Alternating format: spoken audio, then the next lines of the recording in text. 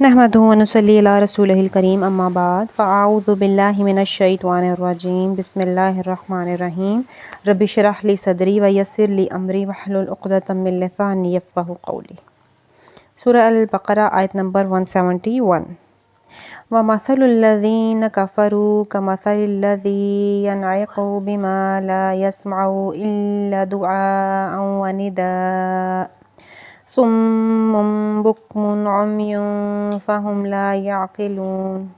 اور ان لوگوں کی مثال جنہوں نے کفر کیا اس شخص کی مثال جیسی ہے جو ان جانوروں کو آواز دیتا ہے جو پکار اور آواز کے سوا کچھ نہیں سنتے، بہرے ہیں، گونگے ہیں، اندھے ہیں، سو وہ نہیں سمجھتے۔ اللہ تعالیٰ فرما رہے ہیں ان کافروں کی مثال جنہوں نے آباء و اجداد کی تقلید میں اپنی عقل اور فہم کو معطل کر رکھا ہے، ان جانوروں کی طرح جن کو چرواہا بلاتا ہے اور پکارتا ہے، اور وہ جانور آواز تو سنتے ہیں لیکن یہ نہیں سمجھتے کہ انہیں کیوں بلایا جا رہا ہے اور کیوں پکارا جا رہا ہے۔ اسی طرح یہ بھی بہرے ہیں کہ حق کی آواز کو نہیں سنتے، گونگے ہیں کہ حق ان کی زبان سے نہیں نکلتا، اندھے ہیں کہ حق کے دیکھنے سے عاجز ہیں، اور بے عقل ہیں کہ دعوت حق کے سمجھنے سے قاصر ہیں۔ اللہ تعالیٰ نے سورۃ الروم میں ارشاد فرمایا وَمَا أَنْتَ بِهَادِ الْعُمْيِ عَنْ ضَلَالَتِهِمْ، اور نہ آپ کبھی اندھوں کو ان کی گمراہی سے راہ پر لانے والے ہیں، یعنی جو دل سے ہی اندھے ہو چکے ہیں انہیں کبھی بھی کوئی راہ نہیں دکھا سکتا۔ آیت نمبر 172۔ یا ایھا الذین آمنوا کلوا من طیبات ما رزقناکم واشکروا للہ ان کنتم ایاہ تعبدون۔ اے لوگو جو ایمان لائے ہو ان پاکیزہ چیزوں میں سے کھاؤ جو ہم نے تمہیں عطا فرمائی ہیں، اور اللہ کا شکر کرو اگر تم صرف اسی کی عبادت کرتے ہو۔ اب اس آیت مبارکہ میں اللہ تعالیٰ نے خاص طور پر اہل ایمان کو حلال اور پاکیزہ روزی کھانے اور پاکیزہ رزق کمانے کا حکم دیا کیونکہ اس کے بغیر کوئی دعا اور کوئی عبادت قبول نہیں ہوتی۔ سیدنا ابو ہریرہ رضی اللہ تعالیٰ عنہ بیان کرتے ہیں کہ رسول اللہ صلی اللہ علیہ وسلم نے فرمایا بے شک اللہ تعالیٰ پاک ہے، پاک ہی کو قبول کرتا ہے، اور اللہ تعالیٰ نے مومنوں کو بھی وہی حکم دیا جو اس نے رسولوں کو حکم دیا تھا۔ رسولوں سے فرمایا اے رسولو پاکیزہ چیزوں میں سے کھاؤ اور نیک عمل کرو، یقیناً میں اسے جو تم کرتے ہو خوب جاننے والا ہوں۔ اور پھر مومنوں سے فرمایا اے لوگو جو ایمان لائے ہو ان پاکیزہ چیزوں میں سے کھاؤ جو ہم نے تمہیں عطا فرمائی ہیں۔ پھر آپ صلی اللہ علیہ وسلم نے ایک ایسے شخص کا ذکر کیا جو لمبا سفر کرتا ہے، پریشان حال ہے اور غبار آلود ہے، اپنے دونوں ہاتھ آسمان کی طرف اٹھا کر کہتا ہے یا رب یا رب، مگر اس کا کھانا حرام، اس کا پینا حرام ہے، اس کا لباس حرام ہے، یعنی حرام مال ہی سے اس نے پرورش پائی، تو اس کی دعا کیسے قبول ہو؟ اسی لیے اللہ تعالیٰ نے اس آیت مبارکہ میں اپنے مومن بندوں کو پاکیزہ اور حلال رزق کھانے اور کمانے کا حکم دیا۔ آیت نمبر 173۔ انما حرم علیکم المیتۃ والدم ولحم الخنزیر وما اہل به لغیر اللہ فمن اضطر غیر باغ ولا عاد فلا اثم علیہ ان اللہ غفور رحیم۔ اس نے تو تم پر صرف مردار اور خون اور خنزیر کا گوشت اور ہر وہ چیز حرام کی ہے جس پر غیر اللہ کا نام پکارا جائے، پھر جو مجبور کر دیا جائے اس حال میں کہ نہ سرکشی کرنے والا ہو اور نہ حد سے گزرنے والا تو اس پر کوئی گناہ نہیں، بے شک اللہ بے حد بخشنے والا نہایت رحم والا ہے۔ اس آیت مبارکہ میں اللہ تعالیٰ نے حلال کی ترغیب اور نصیحت کے بعد اب یہاں پہ بعض ان چیزوں کا ذکر کیا ہے کہ جن کا کھانا اللہ تعالیٰ نے حرام کیا۔ اب اس آیت میں 4 چیزوں کا ذکر کیا اللہ تعالیٰ نے۔ سب سے پہلے مردار، اور اللہ تعالیٰ نے فرمایا حرم علیکم المیتۃ، یعنی سب سے پہلی چیز جس کی حرمت کا ذکر اللہ تعالیٰ نے فرمایا وہ مردار ہے۔ مردار وہ جانور ہوتا ہے جس پر بوقت ذبح اللہ تعالیٰ کا نام نہ لیا جائے، یا جو بغیر ذبح کیے مر جائے، خواہ وہ چوٹ لگنے سے مرے یا گر کر مرے یا کسی اور طرح سے مرے۔ سیدنا عبداللہ بن عمر بیان کرتے ہیں کہ رسول اللہ صلی اللہ علیہ وسلم نے فرمایا ہمارے لیے 2 مردار اور 2 خون حلال قرار دیے گئے ہیں، 2 مردار مچھلی اور ٹڈی اور 2 خون کلیجی اور تلی ہیں۔ پھر اللہ تعالیٰ نے ذکر فرمایا والدم، دوسری چیز جس کو اللہ تعالیٰ نے حرام فرمایا وہ ہے خون۔ خون سے مراد بہنے والا خون ہے، یعنی وہ خون جو کسی جانور سے ذبح کے وقت نکلتا ہے یا پھر اس کے زخم سے نکلتا ہے۔ پھر اللہ تعالیٰ فرما رہے ہیں وَلَحْمَ الْخِنْزِيرِ، خنزیر کا گوشت۔ خواہ وہ پالتو ہو یا جنگلی۔ جس طرح اس کا گوشت حرام ہے، اسی طرح اس کے باقی تمام اعضاء اور چربی وغیرہ بھی حرام ہے۔ سیدنا جابر بن عبداللہ رضی اللہ تعالیٰ عنہ بیان کرتے ہیں کہ آپ صلی اللہ علیہ وسلم نے فرمایا، اللہ اور اس کے رسول نے شراب، مردار خنزیر اور بتوں کی خرید و فروخت کو حرام قرار دیا ہے۔ عرض کی گئی، اللہ کے رسول صلی اللہ علیہ وسلم، مردار کے بارے میں کیا حکم ہے؟ اس سے کشتیوں کو روغن کیا جاتا ہے، چمڑوں کو تیل لگایا جاتا ہے اور لوگ اسے چراغوں میں بھی جلاتے ہیں۔ فرمایا نہیں، یہ حرام ہے۔ پھر اللہ تعالیٰ آیت میں فرما رہے ہیں وَمَا أُحِلَّ بِهِ لِغَيْرِ اللَّهِ، ہر وہ چیز حرام ہے جس پر غیر اللہ کا نام پکارا جائے۔ یعنی یہ چوتھی چیز جو اللہ تعالیٰ نے حرام قرار دی ہے وہ ہے اللہ تعالیٰ کے علاوہ کسی دوسرے کے نام پر ذبح کی گئی ہو یا کسی دوسرے کے آستانے پر ذبح کی گئی ہو، اور ہر وہ چیز جو کسی بزرگ یا دیوی دیوتا کا تقرب حاصل کرنے کے لیے اس کے نام پر مشہور کر دی جائے، یہ سب حرام ہے۔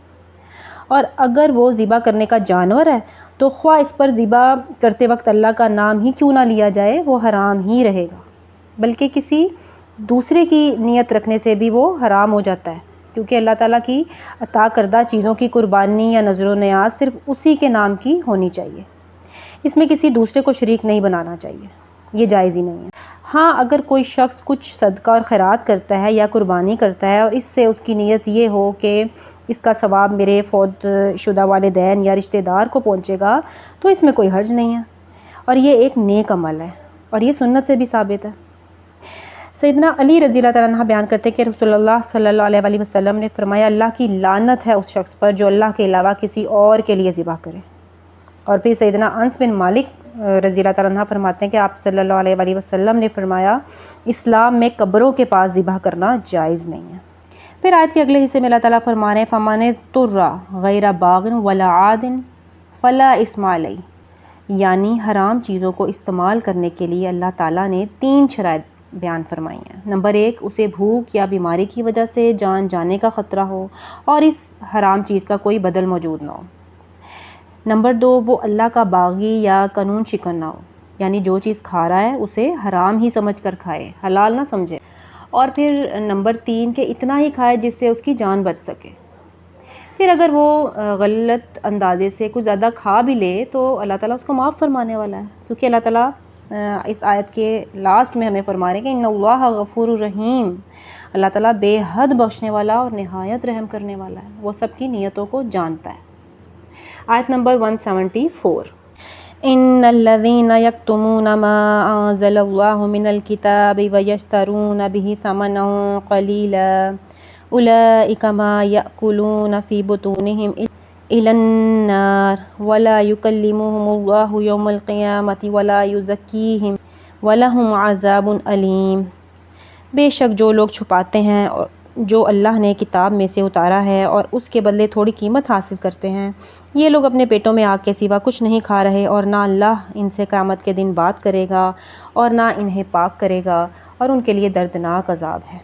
کتمان حق کرنے والوں کے لیے وعید کا دوبارہ ذکر اس لیے کیا گیا ہے کہ امت مسلمہ کے افراد ایسی مذموم صفت سے اپنے آپ کو بچا سکیں، کیونکہ یہود نے نبی صلی اللہ علیہ وسلم کی ان صفات کو چھپایا جو آپ کی رسالت پر دلالت کرتی تھیں، تاکہ عربوں پر ان کی برتری ثابت رہے، اور جو ہدیے اور تحفے انہیں ان سے ملا کرتے تھے ان کا سلسلہ بھی جاری رہے۔ تو اللہ تعالیٰ نے فرمایا کہ یہ لوگ در حقیقت ان حقیر ہدیوں کے عوض اپنے پیٹوں میں جہنم کی آگ بھر رہے ہیں، اور قیامت کے دن اللہ ہمارے غضب کے ان سے بات بھی نہیں کرے گا اور ان کے لیے دردناک عذاب ہوگا۔ اور کتمان حق کا ایک پہلو یہ بھی ہے کہ یہ پیشوا قسم کے لوگ اس کے عوض کچھ نہ کچھ دنیاوی مفاد اور مال و دولت حاصل کرتے ہیں، آیات کی تعویل کے مختلف اقوال کو بنیاد بنا کر غلط فتوے دیتے ہیں۔ اس طرح ایک طرف تو وہ لوگوں کو گمراہ کرتے ہیں اور دوسری طرف ان سے پیسے وصول کرتے ہیں۔ بے شک یہ مال بلا شبہ حرام ہے جو دوزخ کی ظاہری آگ کے علاوہ ان کے اندر بھی آگ لگا دے گا۔ پھر اللہ تعالیٰ آیت کے اگلے حصے میں فرما رہے ہیں وَلَا يُكَلِّمُهُمُ اللَّهُ يَوْمَ الْقِيَامَةِ وَلَا يُزَكِّيهِمْ، کہ اللہ تعالیٰ قیامت کے دن ان سے بات نہیں کرے گا اور نہ انہیں پاک کرے گا۔ یہاں کلام نہ کرنے سے مراد اللہ تعالیٰ کی انتہائی خفگی اور ناراضگی ہے۔ فقہا کہتے ہیں کہ جن کاموں سے متعلق یہ مذکور ہو کہ اللہ ان سے کلام نہیں کرے گا یا ان کی طرف دیکھے گا بھی نہیں یا انہیں پاک نہیں کرے گا تو ایسے سب کام کبیرہ گناہ ہوتے ہیں۔ مسلمانوں کی کثیر تعداد ایسی ہوگی جنہیں اللہ دوزخ میں داخل کرے گا تاہم کہ وہ گناہوں سے پاک صاف ہو جائیں گے، لیکن کچھ گناہ ایسے بھی ہیں کہ دوزخ کی آگ سے پاک صاف نہیں ہوں گے، جیسے شرک۔ اللہ تعالیٰ ہمیں ایسے ہر گناہ سے اپنی پناہ میں رکھے، آمین یا رب العالمین۔ آیت نمبر 175۔ اولئک الذین اشتروا الضلالۃ بالہدی والعذاب بالمغفرۃ فما اصبرہم علی النار۔ یہی لوگ ہیں جنہوں نے گمراہی کو ہدایت کے بدلے اور عذاب کو بخشش کے بدلے خریدا، سو وہ آگ پر کس قدر صبر کرنے والے ہیں۔ اب اس آیت مبارکہ میں بھی انہی لوگوں کا ذکر ہے جنہوں نے کتمان حق کر کے ہدایت کے بدلے گمراہی اور مغفرت الہی کے بدلے عذاب النار کو قبول کیا۔ یہ لوگ قیامت کے دن ایسے سخت اور دردناک عذاب میں مبتلا ہوں گے کہ دیکھنے والے حیران رہ جائیں گے کہ یہ وہ کون سی چیز ہے جس نے انہیں آگ کے عذاب کو برداشت کرنے پر آمادہ کیا، کہ یہ لوگ اللہ کی نافرمانیوں پر کمر باندھے ہوئے ہیں۔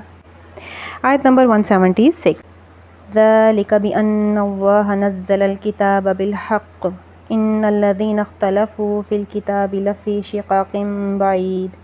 یہ اس لیے کہ بے شک اللہ نے یہ کتاب حق کے ساتھ اتاری ہے اور جن لوگوں نے اس کتاب میں اختلاف کیا ہے یقیناً وہ بہت دور کی مخالفت میں پڑے ہیں۔